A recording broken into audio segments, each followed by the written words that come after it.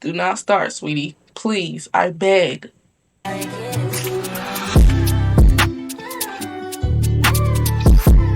What up, y'all? It's your girl, Naya Athena, and welcome back to my channel. It is another review day. You already know what time it is. Avatar: The Last Airbender live action series. We are on episode 3. Okay, let's get right into it. Make sure you like, comment, share, subscribe, tell a friend, and let's get into this episode. So, boom, we start out. They're showing the Fire Nation, a Fire Nation village to be exact. We're not sure where. We just see a village. And we will soon begin to understand what village this is later on in the episode. But right now, we just know it's Fire Nation. We see the red, and we see that they run a tight ship. Okay, so we see a group of people in this Fire Nation village, basically committing treason against Fire Lord Ozai, literally conspiring together with a bunch of people in the group. We just see a bunch of people. We don't even see anybody specifically until they decide to carry out their plan of overthrowing, or what do they call it? Isn't it called like a coup or something? I might be tripping, but I'm pretty sure I remember learning about that in history class. Yeah. So they tried to pretty much do that to Fire Lord Ozai, but obviously there was a rat in the group because they get captured because Fire Lord Ozai knew they were coming. And they like, bro, what? How did you know we was coming? And guess who the rat was? Lo and behold, Azula, the rat herself. We finally see Azula. Azula, she look good. I mean, I ain't gonna lie, she gives Azula. I just wish that the dialogue of Azula was a little bit more like, had a little bit more conviction or something, like it was a little too soft spoken for me personally. Like, I feel like Azula had a strong voice, like, cause she's a strong female character, so it's like, I don't like how it was like she was like a little too soft spoken, a little too mysterious for me. Like, yes, Azula was mysterious, but she also has some bass. She has some bass in her voice. Like, let's be for real. Let's not, yeah. So, and it was nothing sneaky about her for real. She was just like manipulative. Like, she wasn't even sneaky for real. Well, I mean, I guess it's the same thing, but you get it. If you get it, you get it.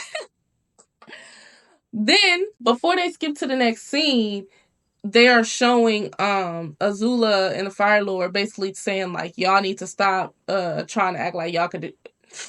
Please, this is not what they said, but in my head, this is what they said. They said, you need to stop trying to overthrow us. Like, this is a world of peace. And they like, bro, this ain't no world of peace, but you know who will bring peace? The Avatar. So they're like, yeah, Fire Lord Urza, the Avatar gonna do it. Since we couldn't do it tonight, the Avatar gonna do it for real. And he like, or actually, I don't think he said nothing. I think he was just like, well, you tweaking. Peace. And then that's when Azula finds out that the Avatar was spotted and that Zuko has the Avatar, quote unquote, has the Avatar. But yes, so obviously this awakens the demon in Azula because she's like, oh, yeah, we all know how Azula is. So boom, beginning of the real beginning of the episode. Omashu. We are in Omashu. Or we are coming up upon Omashu. Katara is still practicing her water bending, and Aang ends up telling her like another energy lesson. This is like the second one so far in the season. So, she get a little lesson from Aang. Cool. Aang, honestly, I'm really starting to love Aang's character. Not Aang's character, because we all love Aang in the cartoon, but I'm saying like the live action, the actual actor that's playing Aang really ate down. Like, they're really cute and charismatic. Like, I mess with that. So boom, as they're flying to Omashu, Aang thinks he sees another airbender, right? And we will soon come to realize that this airbender is not actually an airbender, but somebody in a wheelchair that has, it's like a wheelchair flying gadget glider that he's in that was making him appear as if he was airbending when really he was just flying somewhat. But before that, we see it pan to the next scene, which is Zuko and Uncle Iroh. Ice cold green tea woke Uncle Iroh. Period. Uncle Iroh and Zuko And we see that Zuko is still very loyal to the Fire Nation, blindly loyal to the Fire Nation. So much so that when a random soldier is telling Zuko about a higher up who he don't like, who Zuko doesn't like, he like, it don't matter if I don't like him. He needs to like know his place. Da, da, da, da. And it's just like, Zuko, please, please. It's not that serious. So yeah. So he's still very much lost. Foreshadow. And then we see a random guy helping Aang and Katara and Sokka into Omashu because it was real hard. They run a tight ship in Omashu. They don't play. They get down. They don't play. So they end up getting in with this random dude. And honestly, when I seen this random dude, I'm like, is that? No. Yes, it gives, but it's missing one final key element. So I'm like, okay, maybe it's not. As we continue the episode, though, they help them get inside thanks to Katara, because Katara asks. She had, charmed them. And let me just say this before we get further into this episode. Omashu shows, this is, mind you guys, Omashu is an earthbending nation, is an earth nation, right? So the earthbending probably looks like the worst out of all the bending forms. Earthbending looks the worst in this live action because it's slow, it's soft, it's CGI. You know what I'm saying? Like, Earth is supposed to be hard. Like, it's just not giving Earth. Like, it's giving, I don't know. Everything will look great, but earthbending could use some work. Maybe I needed to see some more of it, but it's not giving what it's supposed to have gave. And we see the cabbages guy, who is so adorable. Like, oh my god, he was so adorable. Love seeing him throughout the episode. And I also love the build up that they gave him, like, cause he didn't say my cabbages until the last time. Like, he was just like, oh my cabbages. Yeah, that was cute. So anyways, the airbender who is not an airbender ends up being Tio and his grandpa, Sai. So them two are a duo. And basically, Sai is a mechanist, is what they were calling it. Basically, an engineer. So he makes things, he tinkers with things. And he designed Omashu's entire mail system based off earthbending. So he's pretty smart. Like, he's like pretty much the smartest person that they know. And this is where we start to see Sokka embrace engineering and, like, thinking uniquely and thinking critically about building and stuff. Like, especially in a war aspect, because that's what Sokka, like, at heart wanted to be a warrior like his dad. So that was a pretty cool, like, one of the best interactions on this season so far. So then Omashu gets bombed randomly. And the team Avatar, they get to see it straight up close and personal. They see the damages. They're thinking it's the Fire Nation, because who else will be bombing Omashu and why? You know what I'm saying?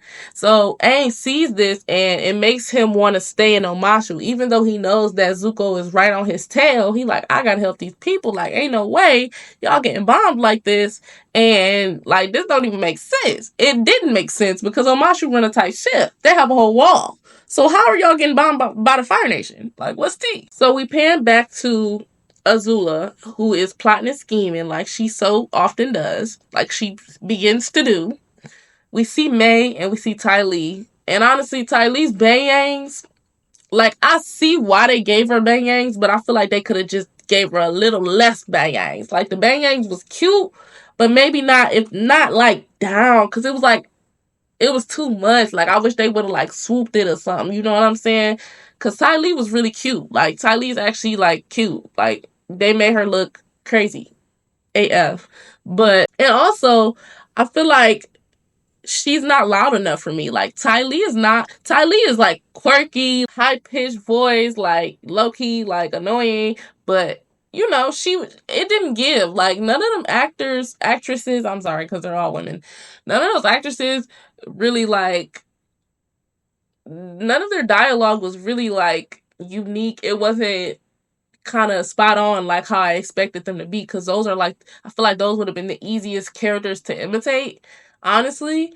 But yeah, it was just very lackluster. Like, their whole dialogue I kind of tuned out, because it was just like everything was very lackluster and quiet and monotone, and I'm just like, okay, I hope y'all get more interesting like as the episodes go on. And then we see Zuko trailing behind Team Avatar and preparing to go to Omashu, which he disclosed this information with the general. So the general knows this.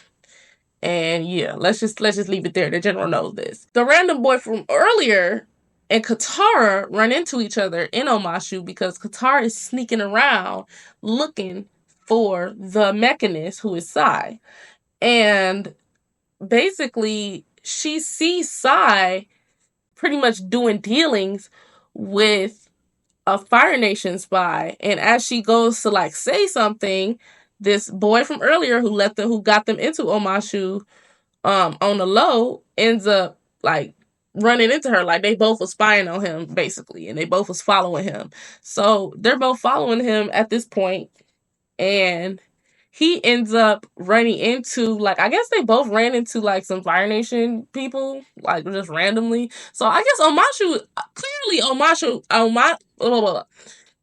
Omashu is very corrupt. Like there's Fire Nation spies, there's Fire Nation kind of running the place, there's bombings, like there's a lot going on here, right?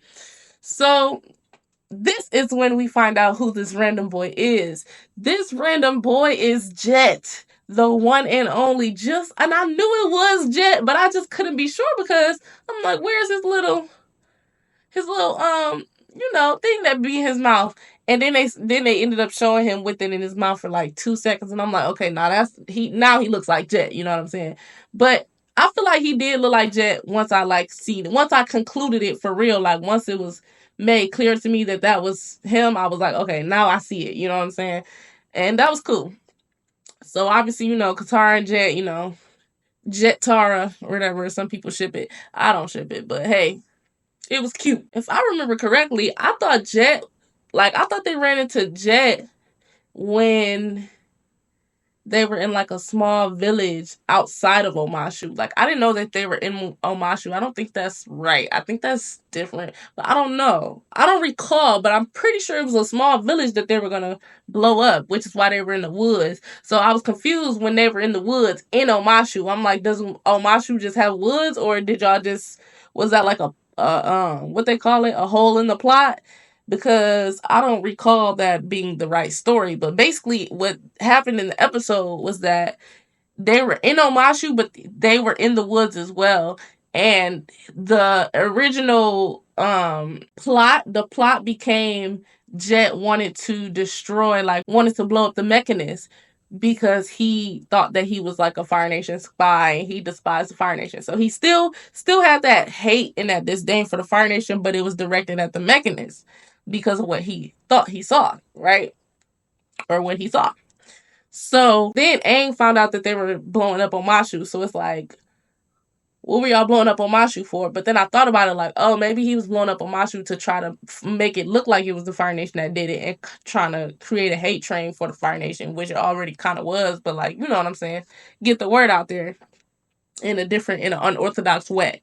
So that's how Aang found out that it was Jet and all of that. So they end up both Jet, Katara, not Jet, please. Aang, Katara, and Sokka all end up concluding at the same time about the freedom fighters and Jet, that they're crazy. And they was trying to blow up the Mechanist. Mind you, the Mechanist is with his son who's in a wheelchair and stuff. So it's like a lot. Katara like, bro, you tripping. Like, no, we need to save them. So it becomes this intense moment where they're trying to hurry up and save them before they send a fire arrow at the bomb that they had planted on the Mechanist. And just in time, Katara waterbends the arrow so that it's not on fire. So when it hits the bomb, it doesn't blow. And that was a pretty good moment because, we like to see Katara's waterbending getting better. I cannot wait to see Katara waterbending in her prime because Katara is raw. Like, for real, like, she's raw.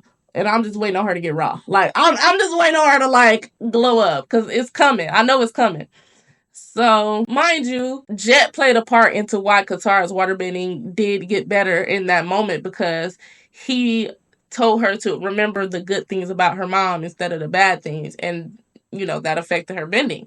So, that was very much a bittersweet moment for Katara and her bending and like what it meant to her and stuff. and what she had to do. You know what I'm saying? Oh, and also when Zuko finally catches up to Aang again, we see Aang versus Zuko round one. And it ain't no bending involved. It's just combat. So it's so crazy because I actually had seen a tweet talking about how um somebody was saying like Aang is the worst with combat between Zuko, Azula, and Korra and Aang. Yeah, they said Aang was the worst combat, but they was like people were saying like no, is the best defensive combat. Like it's defensive combat, but it's still combat or whatever.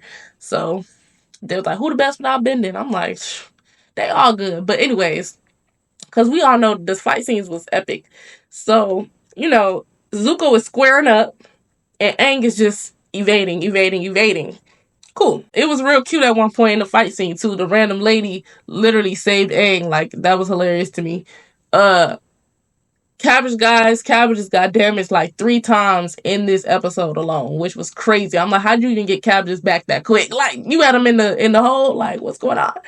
In the end of the episode, now we see a bunch of pandemonium going on in Omashu. We see people running out of Omashu. We see some kind of invasion going on, and everybody is running because they all in the city at this point. Team Avatar's in the city, the Freedom Fighters and Jet are in the city, Uncle Iroh and Zuko are in the city. So everybody is just running, trying to get out of the city at this point, and Uncle Iroh makes the decision to sacrifice himself as bait so that Zuko can get away while all of this is happening. So they split up. Uncle Iroh is like, Fire Nation or whatever, for the Fire Nation or something stupid like that. And Zuko's like, bro, like, what the heck? Like, I'm by myself now. I don't got my uncle by my side. What I'm gonna do? Which is crazy because Zuko was acting like he knew everything until his uncle wasn't by his side. He like, it's getting serious now. Yeah.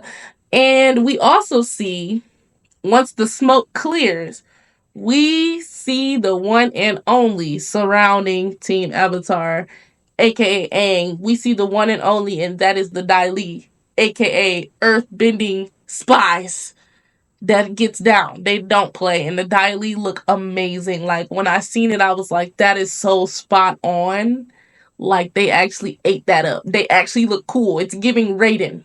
It's giving Raiden from Mortal Kombat. Like, please, they look amazing. So I'm so excited to watch episode 4 and really see them for real in action. But the earthbending looks terrible. So I don't know. Hopefully, I don't know, it looked better.